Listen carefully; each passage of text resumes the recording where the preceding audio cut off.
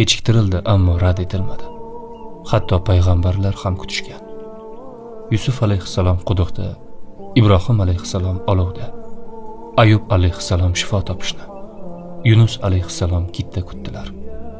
Agar Alloh sizni kutishga majbur qilsa, siz yaxshi sheriksiz. Alloh sizga buyuk narsani ko'rsatmoqchi bo'lgani uchun uni kechiktiradi. Sabr toqatingiz mo'jizangizni yanada chiroyli qiladi.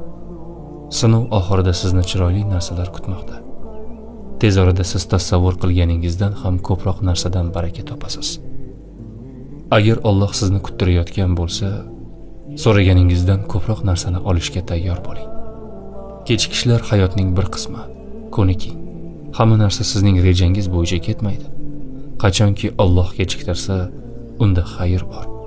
Siz buni hozir ko'ra olmasligingiz mumkin, lekin Alloh sizni nega kuttirganini ko'rsatadi. Shunday ekan, sabr qiling. Chunki tez orada go'zal ne'matlarni ko'rasiz.